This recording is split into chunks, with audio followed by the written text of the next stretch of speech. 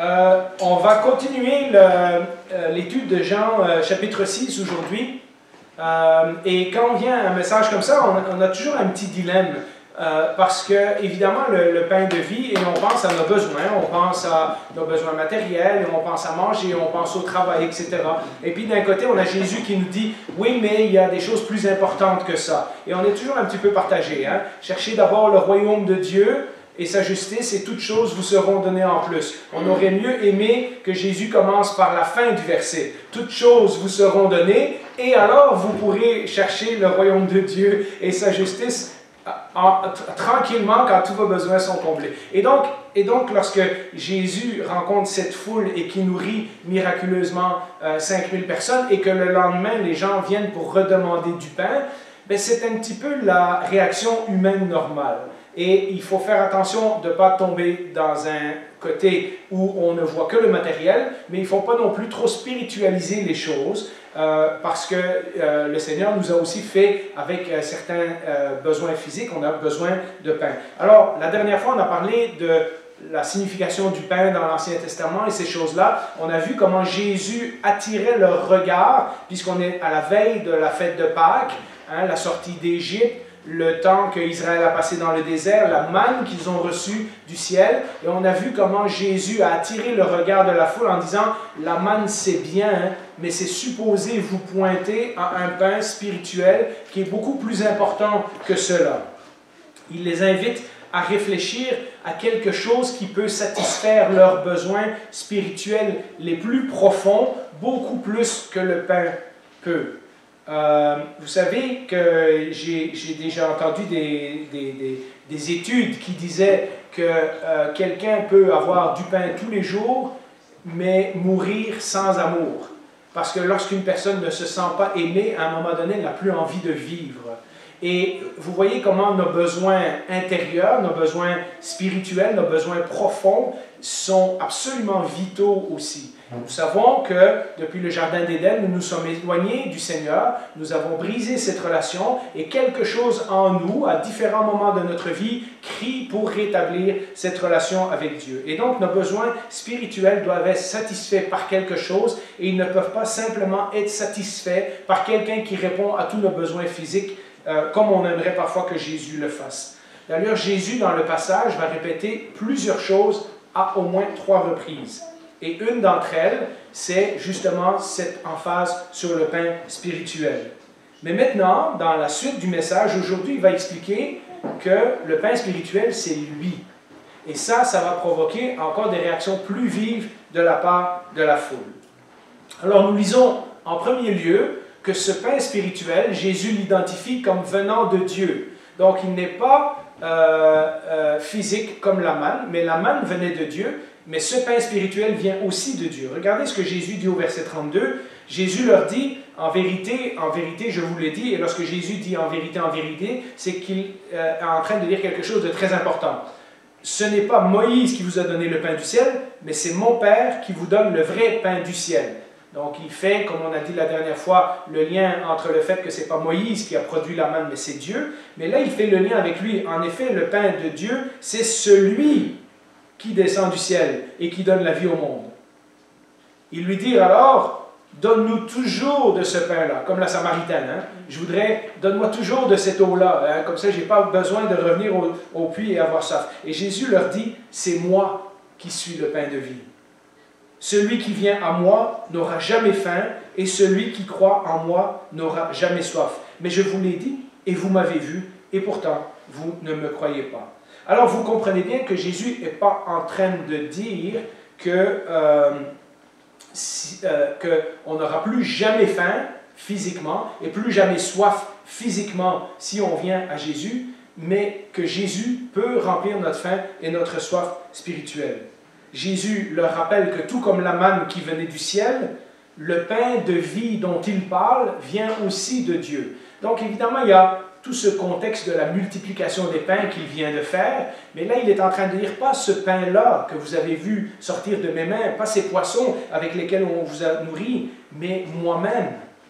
Le pain spirituel que vous devez manger pour remplir vos besoins spirituels, c'est moi, c'est celui qui vient de Dieu.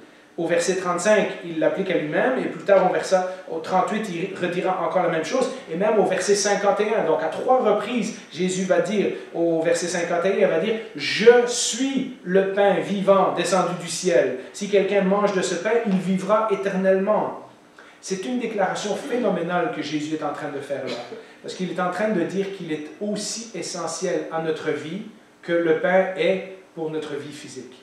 Et donc, il se met vraiment comme l'unique personne par laquelle on peut venir à Dieu et goûter de ce pain spirituel et même vivre éternellement, comme il va le dire à 3 reprises. Alors, ce pain, non seulement il vient de Dieu, mais ce pain aussi, il donne la vie. Donc, Jésus l'a déjà dit, mais il va le répéter, ce n'est pas le genre de truc qu'on doit manger et puis qu'on n'est jamais satisfait. Lorsqu'on mange de ce pain spirituel, il nous donne la vie éternelle. Regardez de nouveau à partir du verset 37. « Tous ceux que le Père me donne viendront à moi, et je ne mettrai pas dehors celui qui vient à moi. En effet, de nouveau, je suis descendu du ciel pour faire non pas ma volonté, mais celle de celui qui m'a envoyé. » Au verset 39, « Or la volonté du Père qui m'a envoyé, c'est que je ne perde aucun de tous ceux qu'il m'a donnés, mais que je les ressuscite le dernier jour. » Il va parler 3 fois de résurrection aussi dans ce passage. « En effet, la volonté de mon Père, c'est que toute personne qui voit le Fils et croit en lui ait la vie éternelle, et moi, je le ressusciterai au dernier jour. » Donc, vous voyez comment Jésus fait le lien entre le pain, entre lui et entre la vie éternelle. Et que la volonté de Dieu, c'est que ceux qui voient et croient en Jésus, et qui donc acceptent ce pain spirituel, aient la vie éternelle. Donc Jésus est en train de faire tout ce contraste entre la vie physique qu'ils sont en train de vivre et le pain physique qu'ils ont besoin, et le besoin plus important qui est celui de vivre éternellement dans la présence de Dieu. Jésus essaye d'utiliser tout ce passage pour faire ressortir de la pensée des Juifs de cette époque-là toute l'affaire du domaine physique, comme il fait pour la Samaritaine. Non, non, non, non. Toi, tu parles de l'eau qui vient du puits, moi, je te parle d'une eau qui donne la vie éternelle. Vous parlez du pain que Moïse vous a donné dans le désert, mais moi, ou du pain que j'ai multiplié hier, mais moi, je vous parle d'un pain plus important qui vous donne la vie éternelle. Il veut les faire entrer dans le domaine spirituel. Il utilise la multiplication des pains qu'il a fait et l'histoire de la manne pour leur dire toutes ces choses-là pointent à quelque chose de plus important. Il contraste ce que lui, Jésus, en tant que Messie, apporte avec le pain qu'il a multiplié la veille. Il dit, je vous ai donné du pain hier, oui, mais aujourd'hui je vais vous donner autre chose. Un pain que si vous mangez, vous n'aurez plus jamais faim. Un pain qui vous donne la vie éternelle. Un pain qui vient de Dieu. Et donc, il est en train de faire le contraste. Vous avez vu hier ce que j'ai fait, mais maintenant j'ai un autre message pour vous. Ce pain physique va vous nourrir une journée. Le pain que je vous offre, le pain spirituel que je vous offre, va vous donner la vie éternelle. D'accord? Et donc, c'était, même si Jésus avait fait un miracle extraordinaire de nourrir une foule de plus de 5000 personnes, c'était quand même du pain physique. C'était quand même du pain et de la nourriture que les gens auraient mangé, qui les auraient soutenus pendant quelques jours, et puis ensuite, ils auraient eu besoin de d'autres pains à un moment donné. C'était du pain que probablement, si on l'avait laissé dehors, c'est du pain qui aurait pourri. C'est du pain qui se serait décomposé, qui serait retourné à la terre. Et même avec cette nourriture physique, Jésus l'a déjà dit 2 fois dans le passage, même si Dieu nous donnait tous les jours notre pain quotidien, comme il l'a fait avec la manne dans le désert, on finit quand même par mourir. Ce pain n'empêche pas nos corps de vieillir et n'empêche pas nos corps de mourir et de se décomposer. Lui, en contraste, ce qu'il offre, mieux que ce qu'il nous a offert la veille, le pain spirituel qui apporte la vie éternelle. Et évidemment, la réaction des gens ne se fait pas attendre. Parce que Jésus va faire une affirmation. Non seulement le pain vient de Dieu, non seulement le pain donne la vie, et non seulement le pain, c'est lui, mais aussi, lui, celui qui parle, il est Dieu directement. Regardez ce que ça dit à partir du verset 41. Les Juifs murmuraient. Hein? Donc, ils ne sont pas contents. Ils se mettent à parler entre eux. À son sujet, parce qu'il avait dit « Je suis le pain descendu du ciel ». Alors, regardez de nouveau le niveau de contraste qu'on voit dans toutes les histoires de Jésus. Et il disait, n'est-ce pas, le fils de Joseph, celui dont nous connaissons le père et la mère. Comment il peut dire ça? On connaît ses parents. Hein? Comment peut-il dire « Je suis descendu du ciel » Jésus leur dit « Ne murmurez pas entre vous. Personne ne peut venir à moi, à moins que le Père qui m'a envoyé ne l'attire. Et moi, je le ressusciterai au dernier jour. » De nouveau, cette idée que le Père attire et que Jésus va ressusciter. Mais on en parlera plus en détail la prochaine fois. Et il continue au verset 45. « Il est écrit dans les prophètes, ils seront tous enseignés de Dieu. Ainsi donc, toute personne qui a entendu le Père et s'est laissé instruire vient à moi. C'est que personne n'a vu le Père sauf celui qui vient de Dieu. » Donc il est en train de dire, il n'y a personne qui a jamais vu Dieu face à face sauf moi. Parce que moi, je viens de la présence de Dieu. Lui, il a vu le Père. En vérité, je vous le dis, celui qui croit en moi a la vie éternelle. Je suis le pain de vie. Encore une fois, vos ancêtres ont mangé la manne dans le désert et ils sont morts.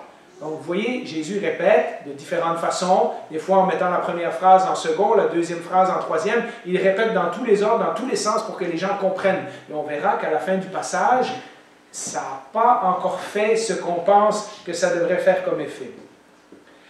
On voit aussi dans le texte que ça dit les Juifs murmuraient. Donc il y a peut-être un changement de foule, ou il y a peut-être une nouvelle foule qui s'est rajoutée, ou peut-être que Jésus se dirige vers la synagogue et qu'il y a des gens qui l'ont entendu dire et qui lui posent d'autres questions, parce que le récit finit en disant que Jésus a raconté toutes ces choses-là quand il était dans la synagogue à Capernaum. Or, le récit a commencé avec Jésus qui est à Capernaum et qui guérit des gens, et les gens arrivent en bateau et ils lui disent « Hey, on veut d'autres pains », et il y a toute cette conversation-là qui s'engage. Donc il y a probablement deux foules dans ce scénario, la foule de la veille qui a vu les pains et qui vient à Jésus pour avoir d'autres pains, la même foule qui a voulu faire de lui un roi, et il y a probablement aussi des chefs religieux qui sont peut-être là pas loin, ou lorsque Jésus continue à parler avec la foule, il se dirige vers la synagogue, et ces chefs religieux vont aussi réagir fortement à ce que Jésus dit. Mais quoi qu'il en soit, qu'il y ait une foule ou qu'il y ait deux foules, que ça se passe sur le bord de l'eau ou dans la synagogue ou en chemin vers la synagogue, la réaction de la foule est la même. Jésus répète les mêmes choses à différentes reprises, sous différentes façons, et aucun des gens qui sont là, à part les disciples, on va le voir tout à la fin, aucun des gens qui sont là ne comprennent ce que Jésus essaye de dire. Ou, s'ils le comprennent, ils refusent d'accepter ce que Jésus dit. Quand on lisait le texte tantôt, je vous ai fait remarquer le mot « murmure ». Est-ce que vous vous rappelez qui murmurait contre Dieu dans la Bible? Israël, hein? Le peuple d'Israël. Dans le désert, ils ont constamment murmuré contre Dieu. Alors, quand Jean nous raconte que les gens murmuraient entre eux, il est en train de faire le lien entre ce peuple d'Israël qui est en train d'écouter Jésus et le peuple d'Israël qui était dans le désert et qui murmurait contre Dieu et contre Moïse. Ils n'étaient jamais satisfaits. Vous vous rappelez, ils ne sont pas contents d'avoir quitté l'Égypte parce qu'ils n'ont pas à manger. Après, quand ils ont à manger, ils voudraient de la viande. Après, ils voudraient de l'eau. Et puis, ils en mangent et ils sont malades. Et voilà. Et c'est toujours une affaire. Ils ne sont pas contents que Dieu les a amenés là dans le désert, et ils aimeraient bien retourner, ils aimeraient bien mieux retourner comme esclaves en Égypte, et ils sont tout le temps en train de se plaindre. Quand ils arrivent à la terre promise, on envoie les espions, il y en a 10 espions qui disent « Ah non, c'est trop dangereux, on ne peut pas aller là », les gens se révoltent de nouveau, il y a juste Josué et Caleb qui vont être fidèles à la parole du Seigneur. Et vous voyez, ce murmure-là, ces gens qui, lorsque Dieu parle, ont toujours quelque chose à redire, bien ça c'est le peuple d'Israël dans l'Ancien Testament. Et ça c'est le peuple d'Israël au temps de Jésus. Et ça c'est beaucoup de gens encore aujourd'hui lorsqu'on leur parle de Jésus. Il y a toujours une excuse, il y a toujours une question, il y a toujours quelque chose qu'on ne comprend pas. Alors oui, dans ces gens-là, il y a des gens qui vont faire un cheminement que Dieu va convaincre et qui vont venir à lui. Mais il y a aussi un nombre de gens qui... On peut avoir tous les meilleurs arguments du monde, ils trouveront toujours quelque chose à redire sur le Dieu de la Bible. Ils sont exactement comme leurs ancêtres dans le désert. Mais je pense qu'il y a quelque chose de plus ici. Ils murmurent contre lui parce que je pense qu'ils comprennent ce qu'il est en train de dire, mais ils n'aiment pas ce que ça signifie. Ils murmurent, non pas à cause de ce qu'ils ont vu, ils sont bien contents d'avoir eu du pain et des poissons en abondance, etc., mais à cause de ce que Jésus dit. Vous remarquez que tout ce texte, c'est la foule qui est là, n'aime pas, ne comprend pas, n'accepte pas ce que Jésus est en train de dire. Pas à cause du miracle de la veille, mais à cause de ce que Jésus est en train d'enseigner. Avoir un Dieu qui nous donne tout ce qu'on a besoin quand on lui demande, ça serait bien. Mais avoir un Dieu qui nous dit ce qu'on a besoin de faire pour lui, ça, on n'aime pas tellement. Hein? On aime bien qu'il fournisse nos besoins, mais on n'aime pas écouter sa parole. Hein? Et on est un peu comme ça aussi encore aujourd'hui. Jésus, en d'autres mots, dans ce texte, n'est pas juste un être humain, ce n'est pas juste un prophète qui a multiplié les pains, et puis, bon, allez, on va en faire notre Messie, on va aller à Jérusalem, renverser les Romains, etc. Ce qu'il dit à propos de lui, c'est vraiment fort. Lorsqu'il dit qu'un seul a vu le Père, c'est celui qui est descendu du ciel, et lui, il descend du ciel, et lui, il donne la vie éternelle. Il est en train de se faire l'équivalent de Dieu. Il est en train de dire, la vie que Dieu donne, moi, je suis capable de vous la donner. Ça, c'est une affirmation extraordinaire. Jésus fait une revendication de sa divinité. Non seulement il dit qu'il vient du ciel, mais il dit « Je suis le pain de vie ». Et vous vous rappelez, je vous ai déjà dit que lorsque Jésus dit « Je suis », il utilise le nom que Dieu avait révélé à Moïse dans l'Ancien Testament. Donc, il utilise le nom de Dieu. Dans l'Évangile de Jean, et dans quelques semaines, on fera un message juste là-dessus, à 7 ou 8 reprises, Jésus dit « Je suis », suivi d'une définition, et dans cette affirmations-là, il affirme sa divinité, il affirme être l'égal de Dieu, il affirme pouvoir faire ce que Dieu seul peut faire. Et donc, lorsqu'il dit « Je suis le pain de vie », il y a quelque chose de choquant. Hein? C'est où Jésus est fou, ou il dit la vérité, ou bien c'est une méchante personne qui ment aux gens. Et il n'y a pas beaucoup d'autres solutions. Donc, quand les gens vous disent que Jésus n'a jamais prétendu être Dieu, ou que Jésus est un grand prophète, un grand homme, etc., mais qu'il n'est pas divin, ben, ce n'est pas du tout en accord avec ce que Jésus dit de lui-même. Il se fait l'égal de Dieu à de nombreuses reprises dans les évangiles, spécifiquement dans l'évangile de Jean. C'est la première fois, dans les 7 déclarations qui vont suivre, où Jésus va dire « Je suis ». Je suis le pain de vie. Et ça fait référence au nom que Dieu avait donné à Moïse. C'est donc une phrase qu'un juif qui connaissait l'Ancien Testament et qui connaissait bien ces histoires bibliques aurait tout de suite repéré le nom de Dieu là-dedans. Et il aurait compris que Jésus est en train de dire « Moi, je suis ». C'est moi Dieu, c'est moi l'équivalent de Dieu. Et nous reparlerons en détail de la réponse complète de Jésus la prochaine fois, mais il est clair que Jésus affirme que pour avoir la vie éternelle, il faut passer par lui.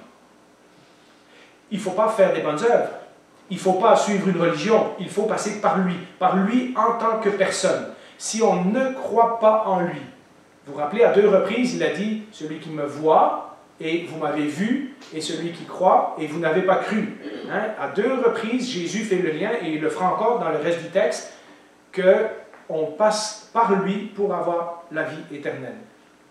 Et comme Dieu seul peut donner la vie éternelle, la conclusion s'impose. Et c'est pour ça que les gens sont si choqués en disant « Mais pour qui il se prend?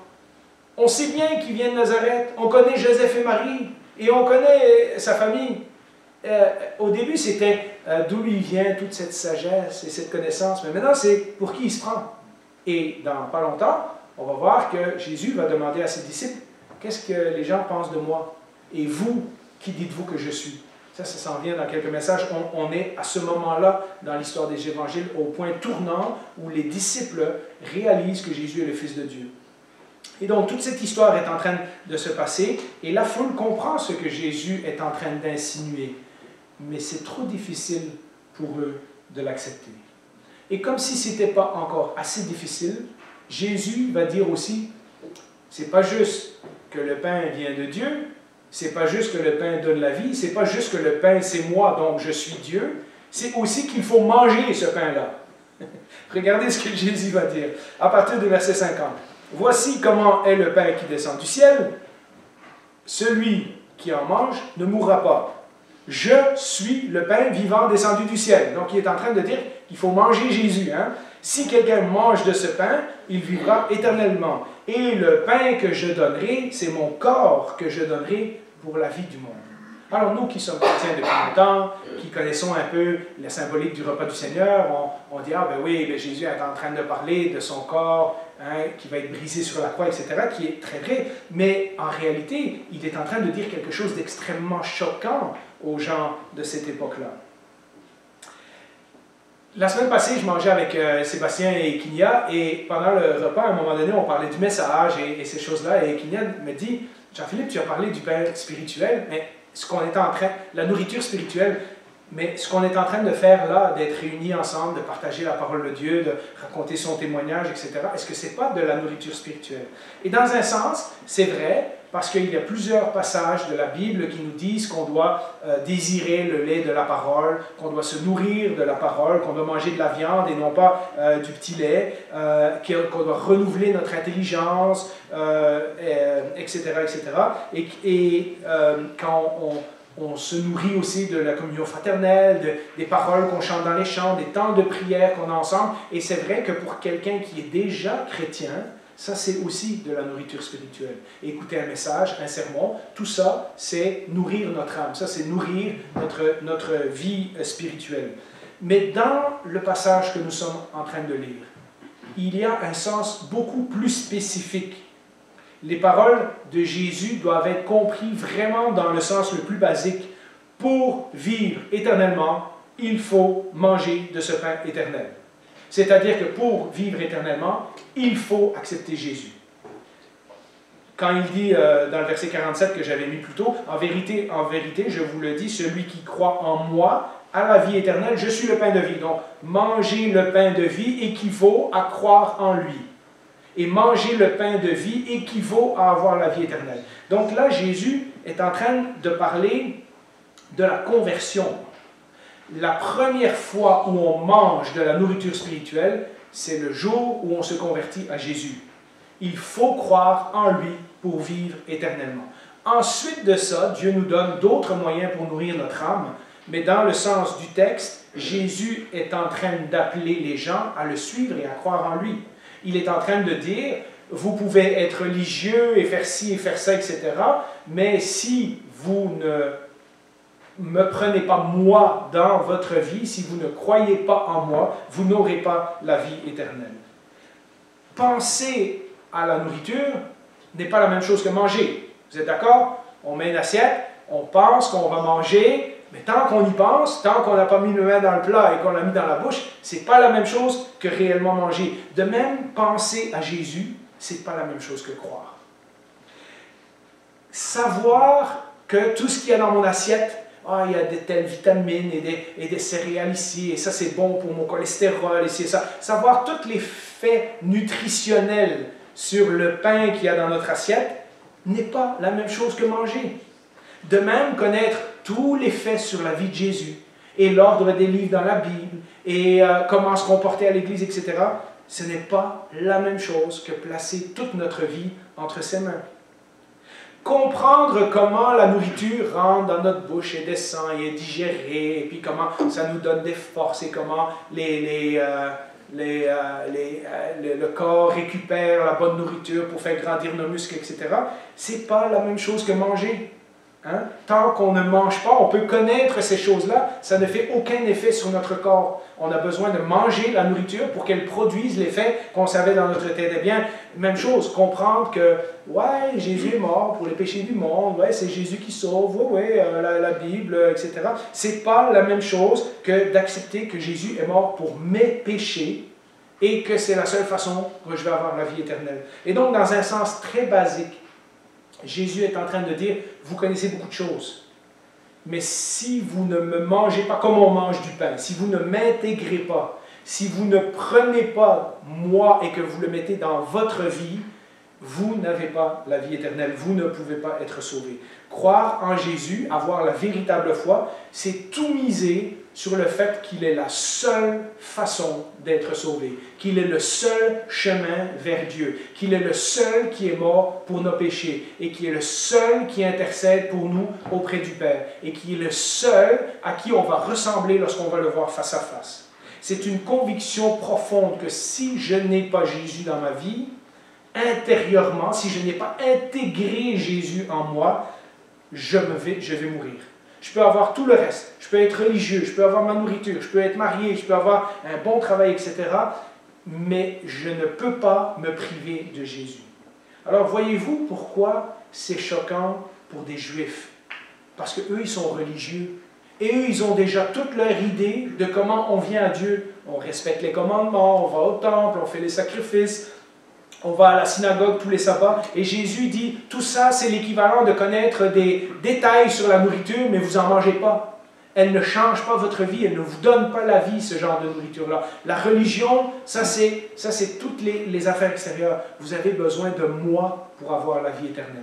Et dans tout l'évangile de Jean, c'est l'affirmation que Jésus fait à Nicodème, à la Samaritaine et à d'autres, et il va le faire jusqu'à ce qu'on le mette à mort, et il va dire, je suis le chemin, la vérité et la vie. Je suis le seul moyen par lequel on vient à Dieu. Laissez faire toute vos religiosités, laissez faire toutes les connaissances que vous pensez que vous savez, laissez faire tous vos rituels, et d'ailleurs il va critiquer beaucoup les pharisiens pour cela. Vous avez besoin de croire en moi, vous avez besoin d'intégrer mon message, vous avez besoin de comprendre ce que je suis en train de vous dire et de l'assimiler pour avoir la vie éternelle.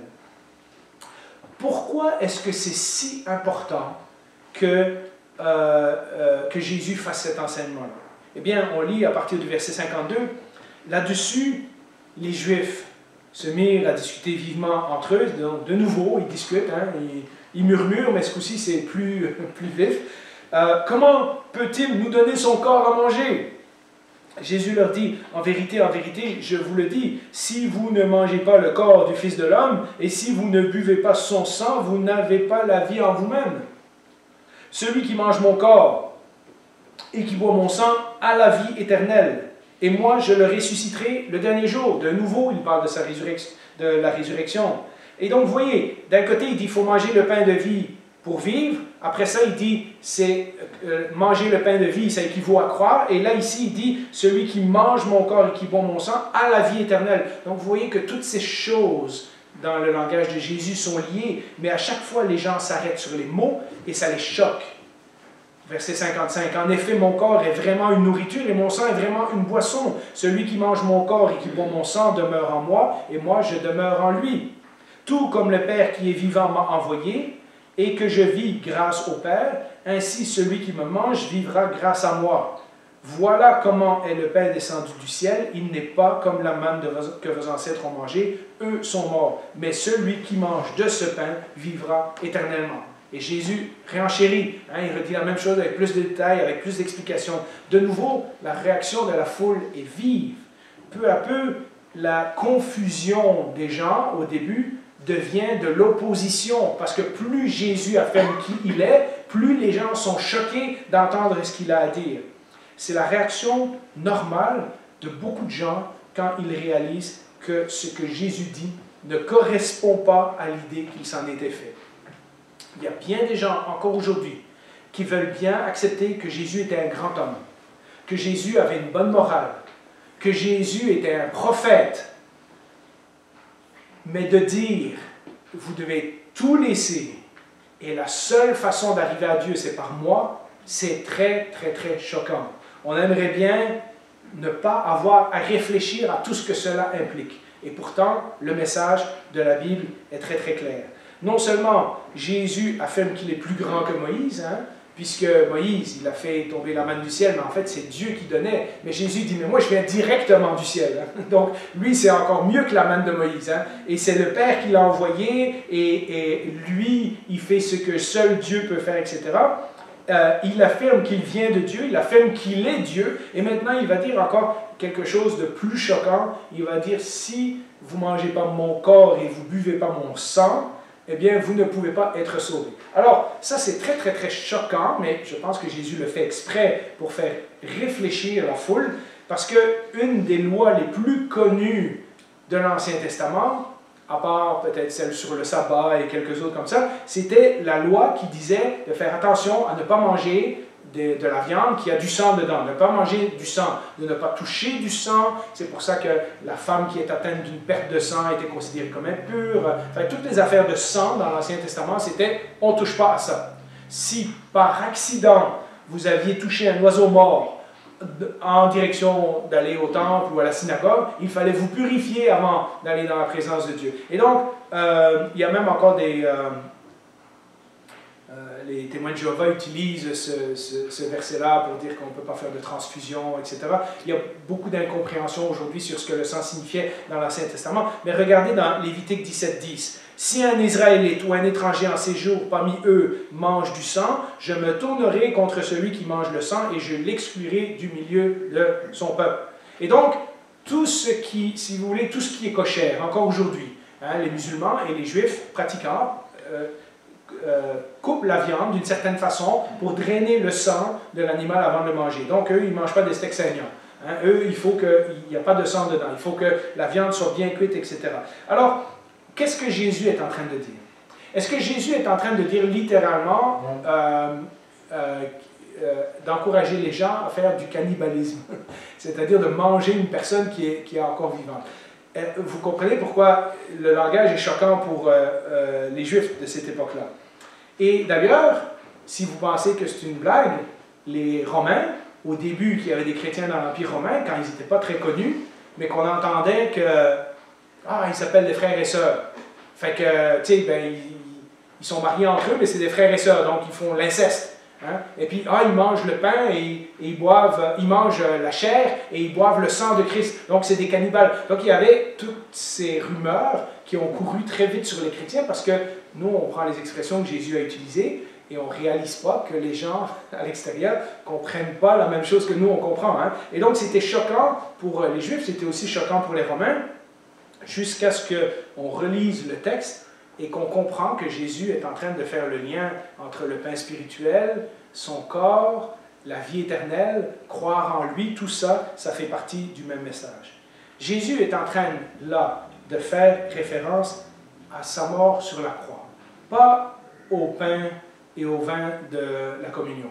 Il y a des gens qui ont pris ce passage-là pour dire « vous voyez, Jésus a dit qu'on doit prendre la communion toutes les semaines, sinon on n'a pas la vie éternelle. » La communion n'est pas encore là à ce moment-là. Jésus n'a pas encore mangé son dernier repas avec ses disciples. Jésus, là, est en train de clairement pointer à sa mort sur la croix, à son corps qui va être brisé et son sang qui va couler. Alors maintenant, quand on prend la communion, oui, on se rappelle de ce que Jésus a fait. Mais ce que Jésus est en train de dire, c'est qu'il va donner sa vie sur la croix. Et plus tard, on va utiliser ça comme symbole, mais il est en train de dire que c'est sa mort sur la croix, son corps brisé et son sang qui a coulé, qui sont les seuls moyens par lesquels une personne peut vivre éternellement et peut être sauvée de la condamnation. Jésus va donner sa propre vie, son corps, sur la croix, afin que ceux qui croient en lui puissent bénéficier de la vie éternelle. C'est comme ça que l'on mange le corps et qu'on boit le sang de Jésus. C'est lorsqu'on accepte que son sacrifice sur la croix devient notre nourriture spirituelle.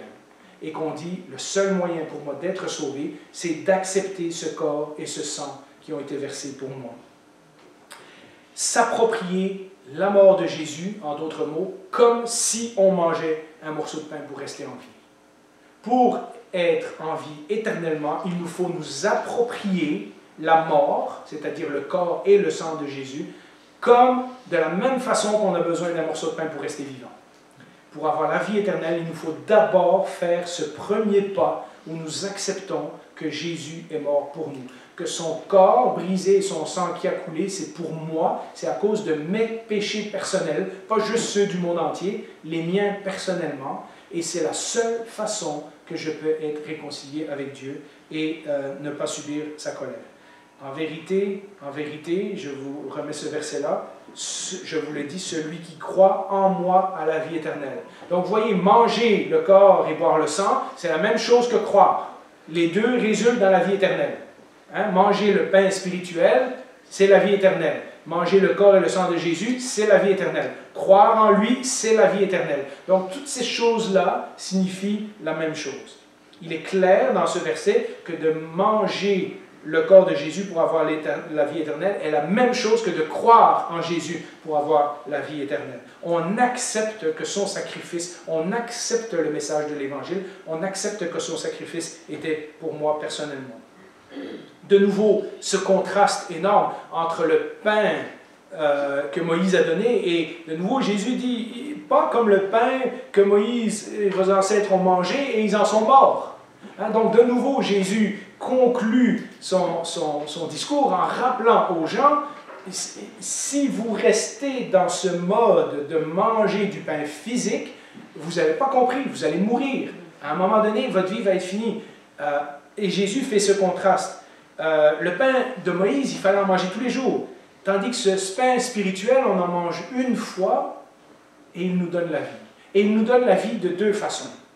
Je vous explique vite.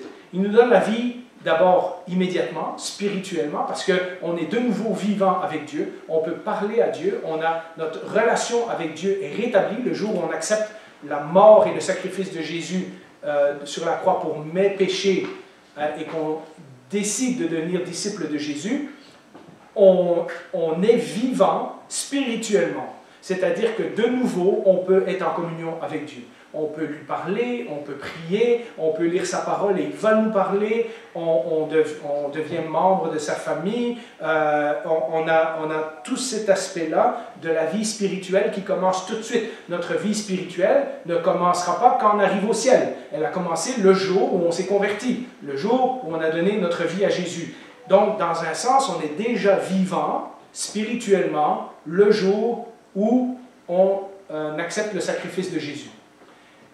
Mais ce pain nous donne une vie éternelle d'une deuxième façon, parce que la Bible nous promet aussi qu'un jour nous serons ressuscités. Et donc notre corps aussi sera revivant. Hein? Et donc il y a une deuxième vie éternelle qui va être la vie de notre corps, qui ne mourra plus, qui ne vieillira plus, qui ne périra plus, qui n'aura plus de maladie, ni de larmes, ni de souffrance, ni ces choses-là.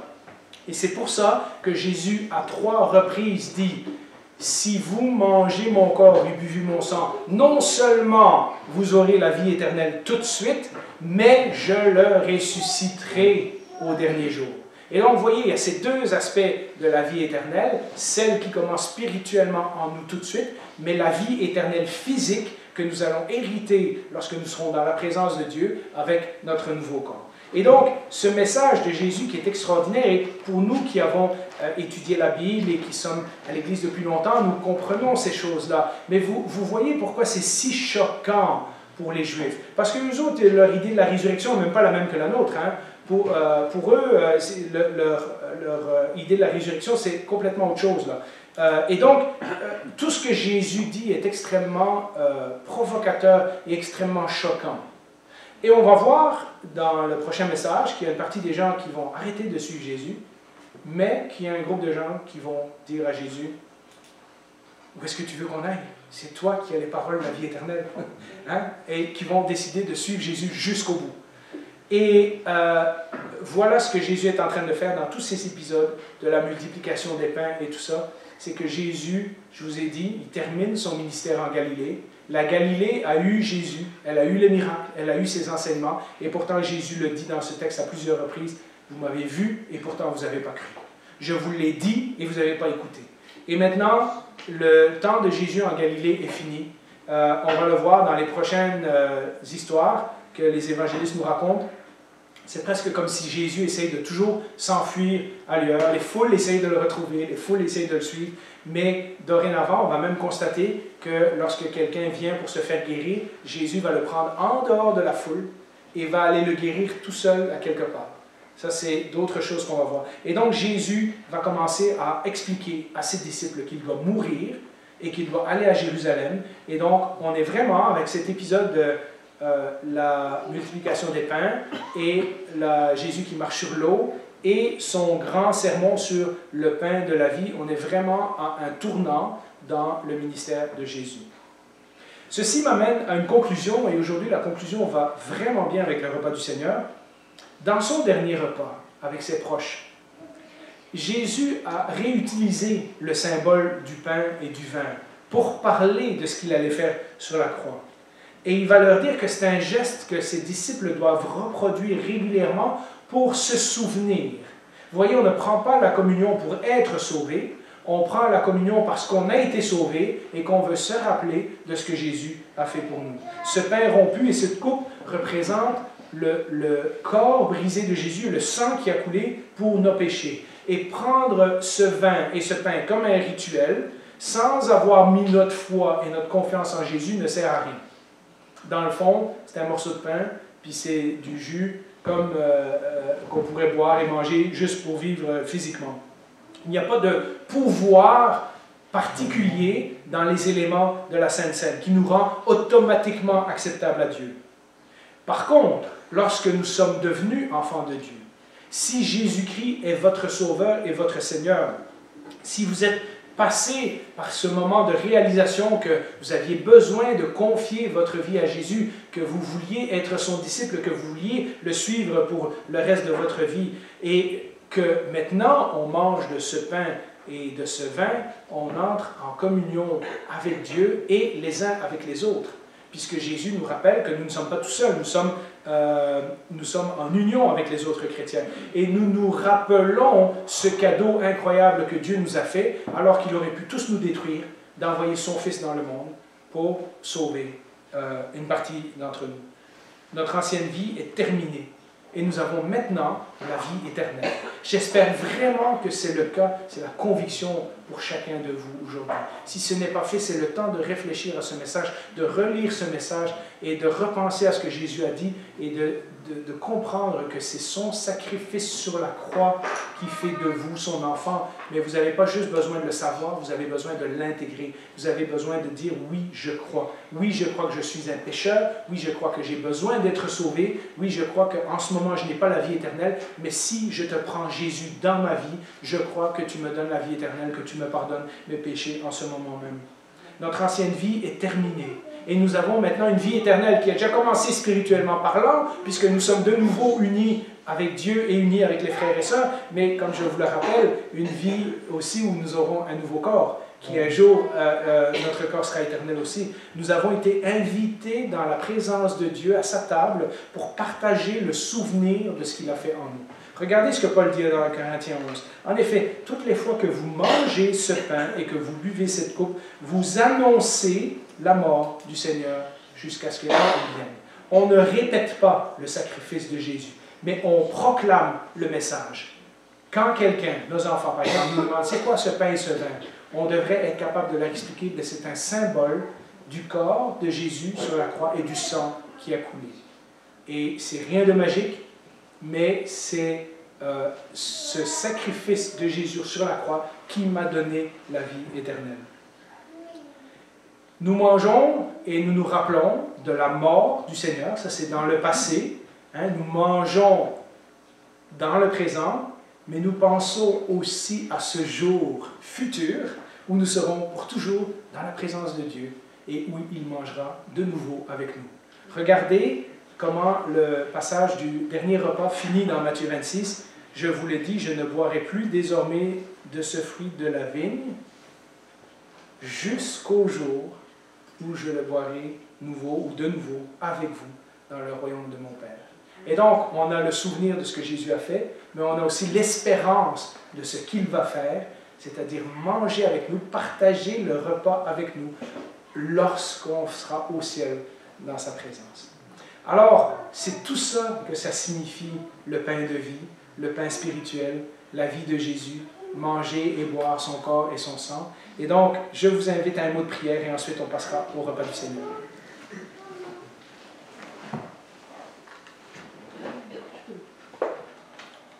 Bien Seigneur, merci pour ton esprit qui nous éclaire, qui nous explique la parole, qui nous aide à comprendre et à intégrer. Merci pour le sacrifice de Jésus qui est encore valable, même pour les gens qui aujourd'hui voudraient se soumettre à toi et accepter ce sacrifice pour le pardon de leurs péchés. Merci pour ce repas que nous allons prendre ensemble et qui nous rappelle pour la majorité d'entre nous ce que tu as déjà fait dans nos vies. Mais merci aussi parce que ce repas nous nous remplit d'espérance et de joie dans l'avenir, ce jour, ce beau jour, où tous nos maux, toutes nos souffrances, toutes nos difficultés seront disparues parce que nous serons assis avec toi dans le ciel, en train de manger un nouveau repas. Merci Seigneur pour ce message encourageant. Maintenant que nous prenons ce pain et ce vin, que nous puissions être touchés et remplis de ce message encore. Merci Jésus. Amen.